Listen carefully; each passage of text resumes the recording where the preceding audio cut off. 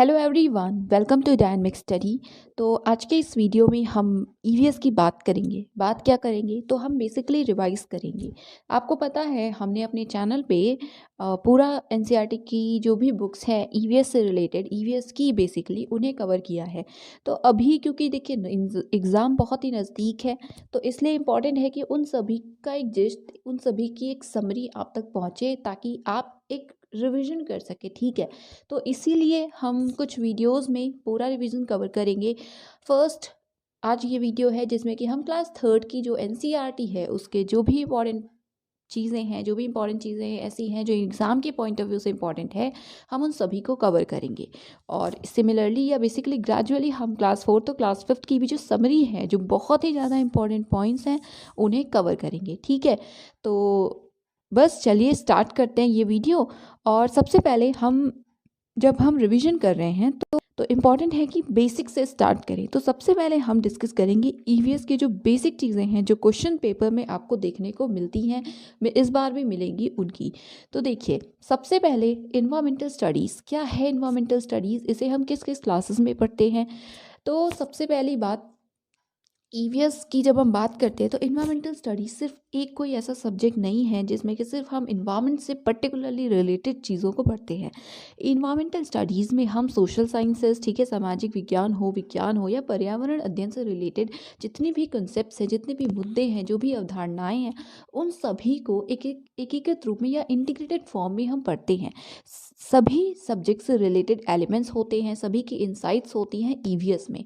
ठीक है, इसीलिए कभी कभी जब आप इन्वायरमेंटल स्टडीज़ पढ़ते होंगे आपको लगता होगा कि ये तो सोशल साइंस जैसे ज्योग्राफी से रिलेटेड चीज़ें हैं। कभी आपको साइंटिफिक चीज़ें भी मिलती हैं और इन्वायरमेंटल एजुकेशन से रिलेटेड चीज़ें तो होती हैं।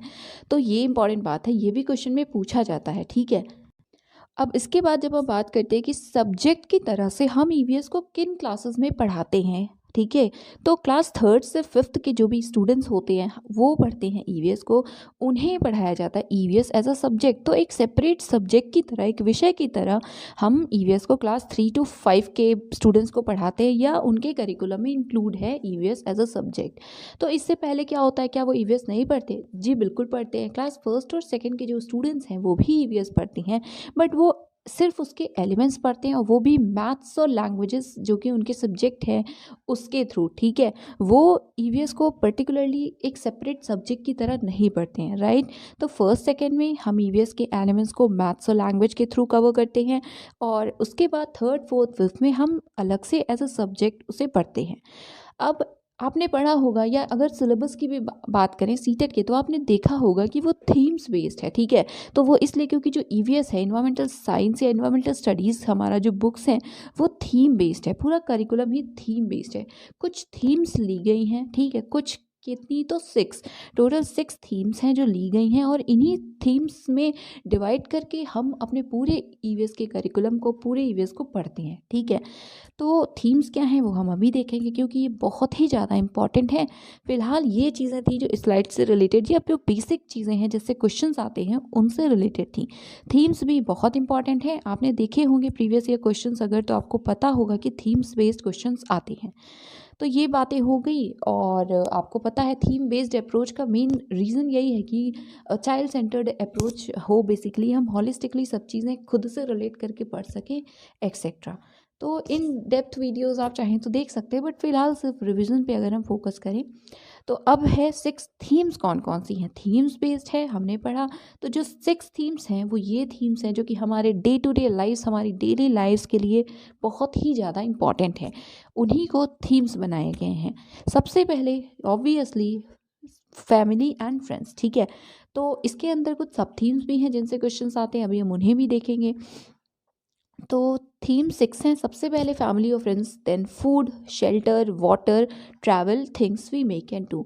इसे पढ़ने के या याद करने, अब याद कर लीजिए कोई इशू नहीं है, बट स्टिल अगर आप थोड़ा सा इस पर ध्यान दें, थोड़ा सा सोचें, तो आप पाएंगे कि ये बहुत ही कॉमन सी ऐसी चीज़ें हैं जो हमारी डेली लाइफ के लिए बहुत इंपॉर्टेंट है। ठीक है, तो इसे रटने जैसा कुछ नहीं है। सबसे पहले है फैमिली और फ्रेंड्स। ठीक है, आप एज एन इंडिविजुअल सबसे पहले किससे इंटरेक्ट करते हैं, किसके संपर्क में आते हैं, फैमिली और फ्रेंड्स के। ठीक है, अब ऑब्वियसली पहले फैमिली होती है उसके बाद फ्रेंड्स, बट एक जनरल वे में अगर हम देखें, अब उसके अलावा फूड, वाटर, शेल्टर आपको पता है कितना इंपॉर्टेंट है, ठीक है। ये चीज़ें हो गई। उसके बाद जब सारी चीज़ें आपके पास हैं, बेसिक नेसेसिटीज़ जो हैं, उसके बाद आप क्या चाहेंगे? आप ट्रैवल करेंगे, और ट्रैवल सिर्फ लेजर पर्पस की बात नहीं है, ट्रैवल आप काम के लिए भी करते हैं, तो सारे ही ट्रैवल बेसिकली।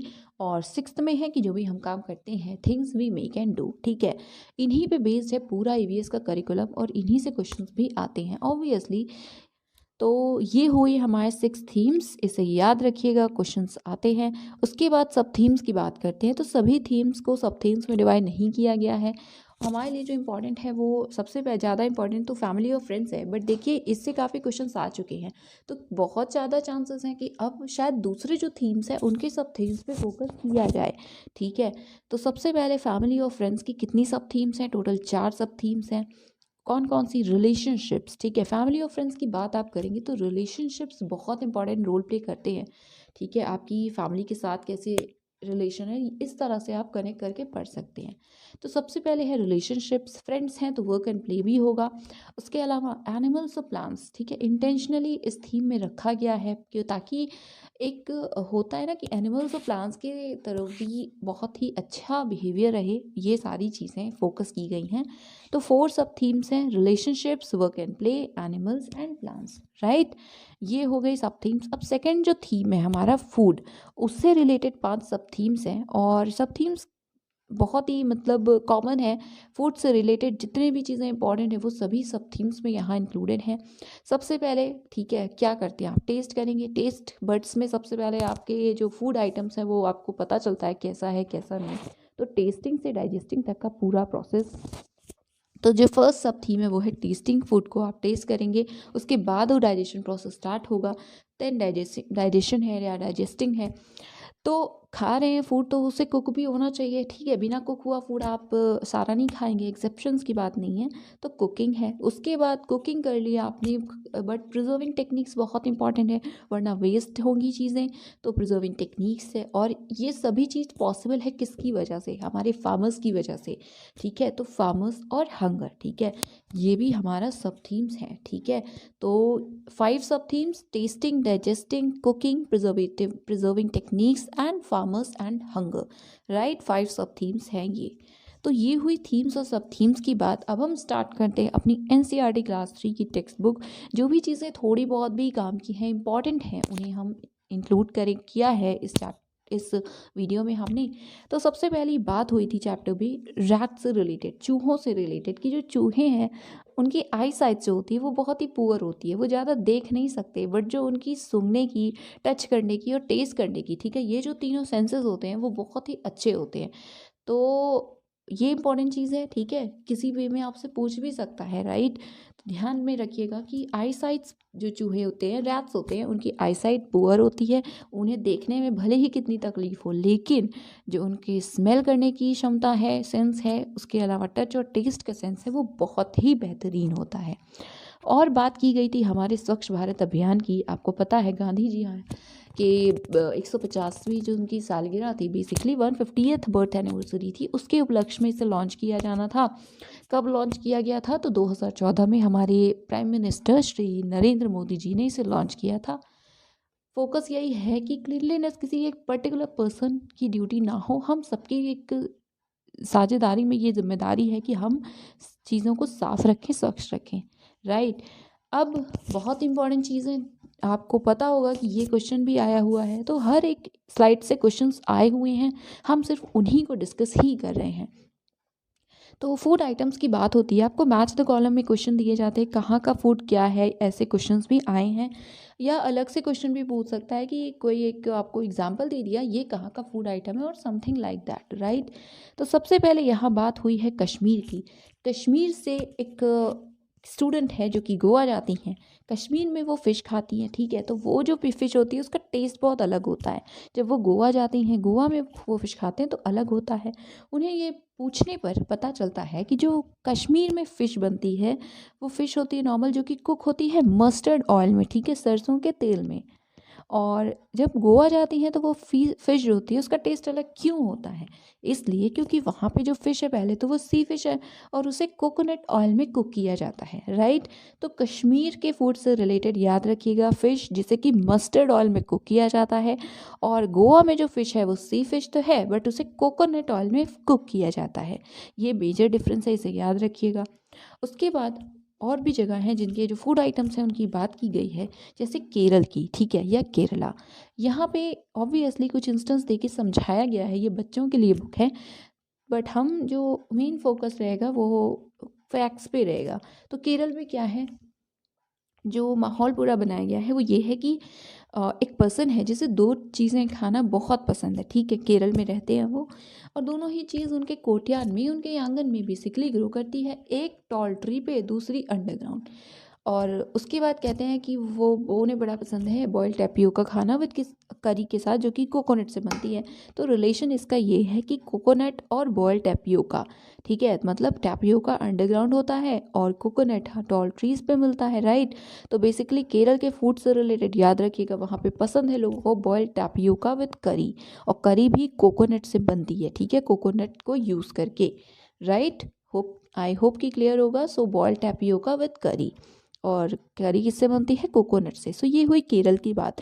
देन हांगकांग की भी बात की गई है, जहाँ पे लोगों को स्नेक्स खाना बहुत पसंद है, वहाँ पे लोग सांप बहुत ही ज़्यादा खाते हैं, बहुत पसंद है उन्हें। उसी से बनती हुई, उसी से बनी हुई एक डिश का नाम दिया गया जो कि है लिंगहू फैन। तो ज़रूरी नहीं है सांप की बात हो सकता है सिर्फ लिंगहू फैन आपको मैच करने को दे दिया जाए। तो याद रखिएगा, लिंगहू फैन एक डिश है जो कि स्नेक्स से बनती है, और हांगकांग में लोगों को स्नेक्स खाना बड़ा ही पसंद है। तो जब उन्हें मन करता है स्नैक्स खाने का तो वो जाते हैं होटल और लिंगू फैन डिश को ऑर्डर करते हैं, ठीक है, स्नैक्स हांगकांग लिंगू फैन, इसे याद रखिएगा।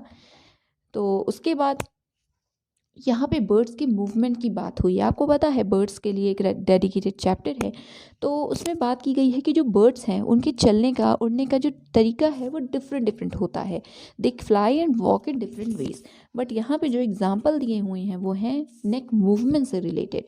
जैसे फ्लाई और वॉक बाकी सारी चीज़ें डिफरेंट होती हैं, सिमिलरली उनके नेक मूवमेंट्स भी डिफर करते हैं। आपने खुद भी नोटिस किया होगा, जो भी बर्ड्स आपको आपके आसपास दिखती हैं सब एक जैसे नहीं मूव करती है, नेक या उनका बिहेवियर क्वाइट डिफरेंट होता है, ठीक है। तो मैना का एग्जाम्पल दिया गया है कि जो मैना है वो अपनी जो गर्दन है, नेक को बैक एंड फोर्थ मूव करती है जर्क के साथ, और ये क्वेश्चन 2019 में ही आया था। मैना एक बर्ड है जो कि अपने नेक को, अपनी गर्दन को झटके के साथ आगे और पीछे मूव करती है, ठीक है, back and forth with a jerk. Then talking about owl, that is उल्लू। सो उल्लू की जो स्पेशलिटी दी गई है रिगार्डिंग नेक वो है कि वो अपने नेक को बैकवर्ड्स रोटेट कर सकती है लार्ज एक्सटेंट तक, ठीक है, काफ़ी ज़्यादा रोटेट कर सकती है। आप ट्राई मत कीजिएगा, इसमें लिखा है, पूछा है कि आप कर सकते हैं, तो आप ट्राई मत कीजिएगा। एनीवेज, सो ये थी बातें। मैना नेक को अपने back and forth with a jerk, और आउल जो है वो रोटेट करती है बैकवर्ड्स, पीछे की तरफ देख सकती है, बहुत ही लार्ज एक्सटेंट तक रोटेट कर सकती है अपनी गर्दन को पीछे के साइड, राइट? तो ये हुई बर्ड्स की बात। अब हम नेक्स्ट मूव करते हैं। सो ये है ब्रेल स्क्रिप्ट से रिलेटेड बातें। आपको पता है कुछ ऐसे लोग हैं जो देख नहीं सकते, तो वो पढ़ाई कैसे करते हैं, उनके लिए ही ब्रेल स्क्रिप्ट है, ठीक है, स्पेशल वे है पढ़ने का, राइटिंग का, रीडिंग एंड राइटिंग का, उनके लिए जो देख नहीं सकते। कहा जाता है ब्रेल, क्यों कहा जाता है आपको पता ही होगा, अभी हम उसे देखते भी हैं। सो होता क्या है, बेसिकली थिक पेपर पे किसी पॉइंटेड टूल से कुछ डॉट्स बनाए जाते हैं और वो रेज्ड होते हैं। जैसे यहाँ पे आप देखिए 6 डॉट्स है, उसमें एक यहाँ पे रेज्ड है, ये ए का सिंबल है। देन बी में यहाँ पे 2 रेज्ड है, ठीक है। ऐसे ही पूरे अल्फ़ाबेट्स डिसाइड होते हैं, अलग अलग तरह से बनते हैं, और इसी को टच करके अपनी फिंगर्स को रन करके जो पर्सन्स हैं वो समझते हैं कि क्या लिखा हुआ है, वो पढ़ते हैं बेसिकली, राइट? तो कितनी रोज होती है, कितने डॉट्स होते हैं, वो भी अभी हम देखेंगे, डॉट्स। तो कहानी वही है लुई ब्रेल की, कि फ्रांस के थे, एक दिन वो अपने फादर के जो टूल्स हैं उनसे खेल रहे थे, उन्होंने अपनी आँख को हर्ट कर लिया, आँख उनकी चली गई, आँख मतलब आई साइट उनकी चली गई, उनकी आँखों की रोशनी चली गई। बट उन्हें पढ़ना बड़ा पसंद था, उन्होंने गिव अप नहीं किया, उन्होंने सोचा मैं कैसे पढ़ सकता हूँ। फाइनली उन्होंने फाइंड किया एक वे को, उन्हें पता चला, एक रास्ता दिखा उन्हें, जो कि था टच और फील करके। और इसी के बाद आती है, मतलब इसी के बाद डेवलपमेंट होता है ब्रेल स्क्रिप्ट का। तो इसी तरह से उन्होंने डेवलप किया था स्क्रिप्ट। अभी तो काफ़ी चेंजेस हो गए हैं ऑब्वियसली। इसमें होता है बेसिकली कि रो बनाई जाती है जिसमें रेज्ड डॉट्स होते हैं थिक पेपर पे, पॉइंटेड टूल से उसे लिखा जाता है। ये रेज्ड इसीलिए होते हैं ताकि वो इजीली रन करके फिंगर्स को समझ सकें। 6 पॉइंट्स पे बेस्ड होते हैं और ऑब्वियसली अभी तो कंप्यूटर पे भी लिखा जा सकता है ब्रेल को, ठीक है। तो काफ़ी चेंजेस हुए हैं। बेसिक चीज़ें यही हैं, 6 पॉइंट्स होती हैं, रेज्ड डॉट्स होते हैं और थिक पेपर पे पॉइंटेड टूल से लिखा जाता है। तो ये थी ब्रेल स्क्रिप्ट की बात। अब हम चलेंगे कुछ घरों की तरफ, ठीक है। हम देखेंगे कि कहाँ पे हमारे किस स्टेट में कैसे घर होते हैं। सबसे पहले असम की बात है। असम का ये आप एग्जाम्पल देख सकते हैं। ये घर है जिसे कि बैम्बू के पिलर्स पे बनाया गया है, ठीक है, 10 से 12 फीट ऊपर ग्राउंड से। क्यों? वहाँ पे बारिश एक्चुअली बहुत होती है। काफ़ी फ्लड आना या बड़ मतलब पानी चारों तरफ भर जाना ये कॉमन है। इस वजह से वहाँ पे ये जो घर हैं इन्हें बैम्बू पिलर्स पे बनाया जाता है, जो कि 10 से 12 फीट तक ऊंचे होते हैं ग्राउंड से, ठीक है, ज़मीन से 10-12 फीट ऊपर। स्ट्रॉन्ग बैम्बू पिलर से बनते हैं और जो बाकी घर के अंदर का हिस्सा है वो भी वुड से बनता है, लकड़ियों से बनता है, ठीक है। ये हुई असम की बात। उसके बाद यहाँ मनाली की बात है जहाँ पे स्नोफॉल्स होती हैं, बर्फ़ गिरती है और बारिश बहुत होती है। तो वहाँ पे जो घर होते हैं वो ऐसे स्टोन्स और वुड को यूज़ करके बनाए जाते हैं। और उसके अलावा यहाँ पे स्नोफॉल भी होती है। तो आप ये देखिए यहाँ पे जो घर की रूफ़ है वो कैसी है, वो स्लैंटिंग है, ठीक है, इसे भी याद रखिएगा।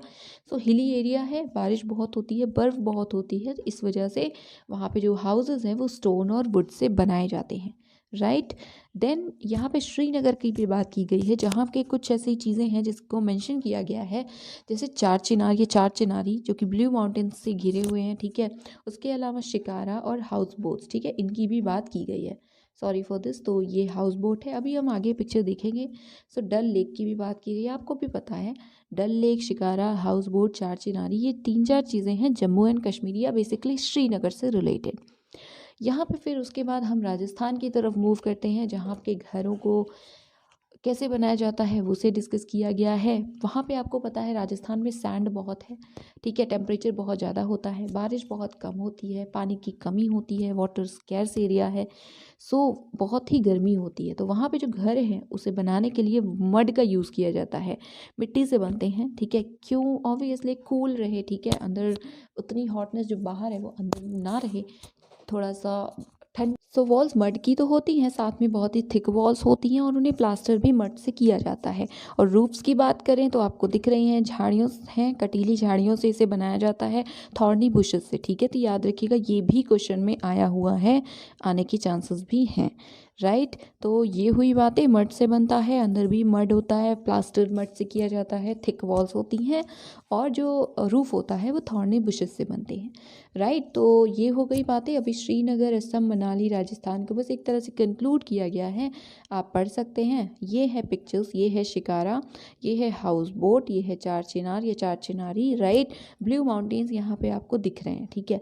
तो इससे रिलेटेड वीडियो है, आप डिटेल में भी पढ़ सकते हैं। तो ये हो गई बातें और अब हम दूसरे पिक्चर्स देखते हैं। ये है असम का घर, राइट, ऐसे यहाँ पे बनाए जाते हैं बैम्बू पिलर्स पे। ये है राजस्थान का एक घर जो आपको यहाँ पे कटीली झाड़ियाँ भी दिख रही हैं, मड से बने हुए घर भी दिख रहे हैं और ये है मनाली का वो घर, राइट। तो बस ये हो गई। अब हम बात करेंगे थोड़ा सा रेन वाटर हार्वेस्टिंग की, ये भी दिया हुआ है बुक में। तो अब obviously rain water harvesting term use नहीं किया गया है, बट कैसे पानी को बचाया जाए उसकी बात की गई है। कि एक तरीका है, टका बनाते हैं लोग, टैंक बनाते हैं अंडरग्राउंड, जिसके थ्रू वो बारिश के पानी को बचा के रखते हैं, संरक्षित करके रखते हैं, ठीक है। तो वो कैसे करते हैं? बेसिकली होता क्या है, देखिए आपको यहाँ पे डायग्राम से भी क्लियर होगा। ये रूफ़ है, छत है, यहाँ पे बारिश का पानी या पानी कलेक्ट होता है, ठीक है। वहाँ यहाँ से वो इस पाइप के थ्रू नीचे आता है, अंडरग्राउंड टैंक के पास जाता है, ठीक है, टका में कलेक्ट होता है, राइट। लिड लगी हुई है ऑब्वियसली ताकि वो डस्ट पार्टिकल्स वगैरह ना जाए, उसके लिए यहाँ पे लिड लगी हुई है, बस, ठीक है। ये बेसिक सी बात है, अभी हम पढ़ते हैं इसको, ठीक है। तो देखिए यहाँ पे मेंशन भी है वो पूरी चीज़ की क्या होता है। कुछ लोग रेन वाटर को कलेक्ट करते हैं, कैसे? एक स्पेशल मेथड है, बाय मेकिंग टैंक्स, ठीक है, कहा जाता है टका। सिर्फ एग्जाम्पल यहाँ पे इसका दिया है, और भी बहुत सारे मेथड्स हैं। तो कैसे बनता है? तो सबसे पहले क्या किया जाता है, अपने कोर्टयार्ड में लोग एक मतलब अपने आंगन में लोग एक गड्ढा खोदते हैं, पेट को डग किया जाता है, फिर उसे पक्का किया जाता है।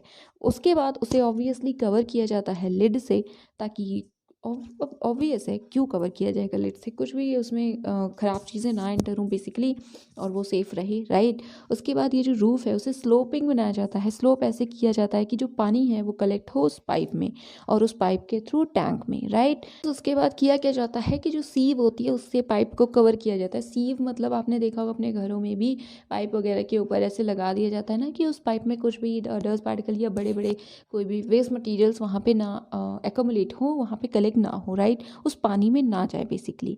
इसके लिए अब हिंदी वर्ड सॉरी मुझे अभी याद नहीं आ रहा है, सो इससे भी लगा दिया जाता है ताकि सेफ़ रहे। उसके बाद इस वाटर को क्लीन करने के बाद इवन ड्रिंकिंग के लिए भी यूज़ किया जाता है। तो ऐसे बनता है। ये थी टका के बारे में बातें, तो बस ये था। और ये है इमेज जो कि ऑब्वियसली कुछ एक्सप्लेन नहीं करना मुझे, काफ़ी चीज़ें वहाँ पे सेल्फ एक्सप्लेन है। बेसिकली क्वेश्चन आता है gender bias, gender stereotype, gender role, इन सारे टर्म से रिलेटेड। तो आई सजेस्ट यू कि प्लीज़ थोड़ा सा देख लीजिएगा, या तो क्वेश्चन के थ्रू या तो समझ लीजिएगा, ठीक है। इससे क्वेश्चन आता है और इमेजेस के थ्रू भी उसी चीज़ को बताया गया है, जेंडर रोल्स को या जेंडर स्टीरियोटाइप की बात की गई है। तो बस यही इन्फॉर्मेशन देनी थी या यही बोलना था, इसलिए ये पिक्चर इंक्लूड है, एल्स नथिंग इम्पॉर्टेंट। सो देखिए ये था आज का वीडियो। इसमें जितनी भी चीज़ें इंपॉर्टेंट थी वो I try to cover it all, cover करने की कोशिश की गई है। हम नेक्स्ट वीडियोस भी बहुत ही जल्दी देखेंगे। कोई इशू है, कोई दिक्कत है तो आप कमेंट सेक्शन में बता सकते हैं। और all the very best to all of you. Thank you so much. Keep on watching, keep on learning.